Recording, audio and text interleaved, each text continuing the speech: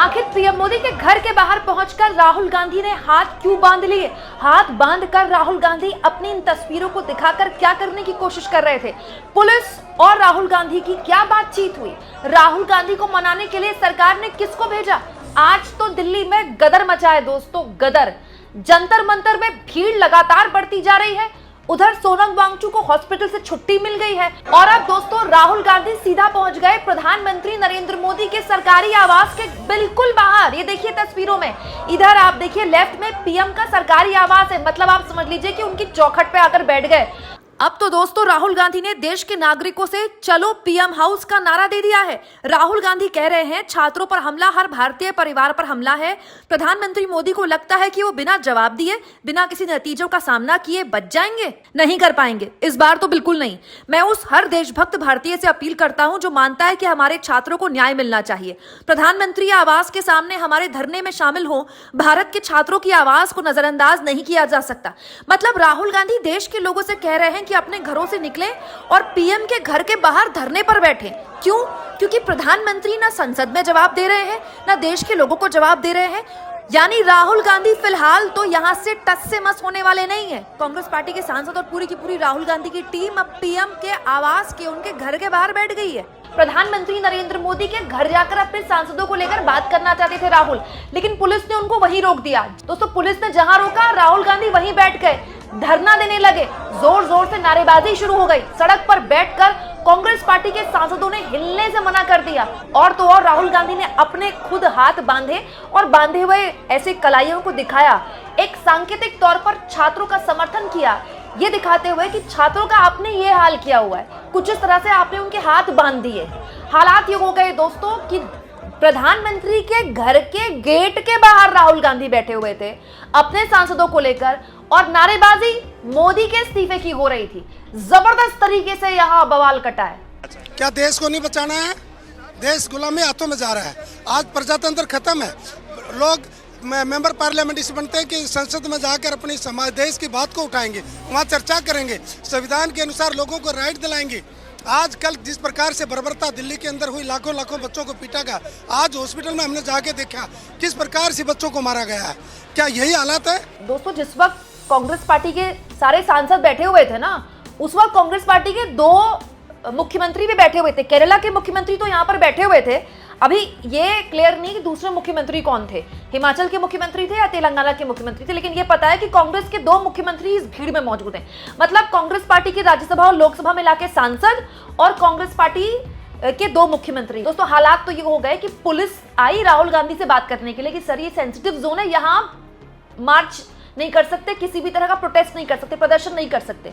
दरअसल दोस्तों ये जो पूरा इलाका है, जब पीएम का आवास होता है, वो हाई सेंसिटिव जोन है। यहाँ पर हमेशा मतलब कोई भी 4-5 लोगों की भीड़ भी नहीं जुटा सकता। लेकिन दोस्तों हुआ क्या, ओम बिरला से मिलने के लिए गए थे राहुल गांधी आज, और ओम बिरला से उन्होंने कहा था कि भाई देश की सड़कों पर देश के युवाओं पर लाठियां भाजी जा रही हैं, उन पर टीयर गैस छोड़ी जा रही, हमको इस पर बहस करनी है। तो उसके बाद उनको कोई माकूल जवाब नहीं मिला। राहुल गांधी ने बाहर आकर कहा कि ओम बिरला ने उनसे कहा कि भाई इसके लिए तो मुझे बात करनी पड़ेगी। ये हालत है कि लोकसभा अध्यक्ष को भी ऊपर बात करनी पड़ती, मतलब लोकसभा अध्यक्ष से ऊपर कौन हो सकता है। उसके बाद राहुल गांधी अपने सांसदों को लेकर सीधे पैदल मार्च करने निकल गए। मतलब राहुल गांधी पैदल निकल गए संसद से, पैदल सीधे पीएम आवास। ये पैदल निकलने की वीडियो आप देखिए, प्रियंका गांधी और उनके सारे सांसद उनके पीछे पीछे। अच्छा राहुल गांधी का फिटनेस लेवल भी ठीक है, तेज चलते हैं। उसके बाद सीधे पहुंच गए पीएम आवास के बाहर। अब पीएम आवास के बाहर पहुंचे तो पुलिस के हाथ पांव फूल गए, तो पुलिस ने उनको रोक लिया। जहां रोका वही बैठ गए धरने में और दे दनादन अमित शाह और नरेंद्र मोदी के खिलाफ नारेबाजी। अमित शाह इस्तीफा दो, नरेंद्र मोदी इस्तीफा दो। उसके बाद मल्लिकार्जुन खड़गे, प्रियंका गांधी, उनके सारे सांसद, 2 मुख्यमंत्री, खूब नारेबाजी हुई है। पुलिस ने कुछ लोगों को उठाया भी। दोस्तों पत्रकार अजय झा की खबर के हिसाब से ये उनका खबर है कि राहुल गांधी को मनाने के लिए सरकार ने जितेंद्र सिंह और गृह सचिव को भेजा है। एक्चुअली में सरकार को ये डर है दोस्तों कि अगर कांग्रेस पार्टी के सांसद यहीं टिक गए तो, अगर उठे नहीं तो हालांकि कुछ सांसदों को यहाँ से उठाया गया है, लेकिन वो नारेबाजी करते हुए यहाँ से गए हैं कि भाई हम शांतिपूर्ण तरीके से यहाँ बैठे हुए हैं, हम कोई लाठी डंडे नहीं मार रहे हैं, कुछ भी नहीं कर रहे, कोई हथियार लेकर नहीं आए, अपने पीएम से बात करने आए हैं और वो भी अंदर नहीं घुस रहे हैं, गेट के बाहर बैठे हैं सड़क पर, फिर भी आप हमको उठा कर ले जा रहे हो। ये तो शांतिपूर्ण तरीके से आप विपक्ष का दमन कर रहे हो। दिलचस्प ये है दोस्तों की ये खबर बताती है कि जितेंद्र सिंह और गृह सचिव को बात करने के लिए राहुल गांधी से भेजा हुआ है। क्यों? क्योंकि सरकार को बात पता है कि अभी जंतर मंतर उसे संभाले नहीं संभल रहा है। अगर ये एक और मोर्चा खुल गया और यहाँ आज रात भी बैठ गए राहुल गांधी के सांसद राहुल गांधी के साथ, तो सरकार को लेने के देने पड़ जाएंगे, सरकार की हो जाएगी हालत खराब। फिर तो कहीं ऐसा ना हो कि धर्मेंद्र प्रधान की जगह अमित शाह का इस्तीफा लेना पड़ जाए। दूसरा दोस्तों, दिल्ली पुलिस मासूम, कमजोर, लाचार टीनेजर्स पर, बच्चों पर तो लाठियां भी बढ़ देगी, टीयर गैस भी छोड़ देगी, एलओपी पर कैसे छोड़ेगी? नहीं छोड़ सकती ना। पुलिस को पता है ना कि ये जो सत्ता होती किसी एक के पास टिकती नहीं है। वहीं दूसरी ओर दोस्तों, राहुल गांधी ने अपने सैनिकों को जंतर मंतर भेज दिया है। जी हां, अब खुलकर कांग्रेस पार्टी जंतर मंतर और इस प्रदर्शन के सपोर्ट में आ गई है। ये वीडियो देखिए, जंतर मंतर पर कांग्रेस पार्टी के जो सेवा दल है, जो अलग अलग मोर्चों पर कभी कोई आपदा आती है, प्राकृतिक आपदा, कोई सेवा दल ने बहुत अच्छा काम किया था जब कोविड हुआ था। वो कार्यकर्ता जो है उनका काम सेवा करना होता है, मतलब क्लियरली वो पॉलिटिकल कार्यकर्ता नहीं होता है। वहां सेवा दल के कार्यकर्ता पहुंच गए हैं, कहां? जंतर मंतर पर, खाना बांट रहे हैं और बड़े प्यार से खाना बांट रहे हैं, लोग उनसे खाना ले भी रहे हैं। इनफैक्ट दोस्तों, अब तो कांग्रेस पार्टी ने ईमेल्स शेयर कर दी हैं कि वो तमाम छात्र जिनको पुलिस ने या तो डिटेन कर रखा है या बेमतलब में उन पे एफआईआर ठोक रखी है या कोई भी केस कर रखे हैं, उनको पुलिस अगर प्रताड़ित कर रही है, हम आपको लीगल मदद देने को तैयार है। कांग्रेस पार्टी ने अपने लीगल सेल के दरवाजे खोल दिए हैं और कांग्रेस पार्टी जंतर मंतर पहुंच गई है। सीधे छात्रों से डायरेक्ट बातचीत नहीं की तो उनको खाना बांटना शुरू कर दिया। दोस्तों, आज राहुल गांधी ने छात्रों की आवाज बुलंद करते हुए कई चीजें की है। सबसे पहले वो ओम बिरला से मिले कि बहस कराई है। उसके बाद वो गए, वो घायल छात्र जो कि हॉस्पिटल में एडमिट हैं, बहुत सारे ऐसे घायल छात्र हैं, उनसे मिलने गए राहुल गांधी। बकायदा वीडियो भी शेयर किया कांग्रेस पार्टी ने, मैंने आपको दिखाई भी। राहुल प्रियंका दोनों गए और उसके बाद सीधा वो आ गए संसद मार्च करते हुए।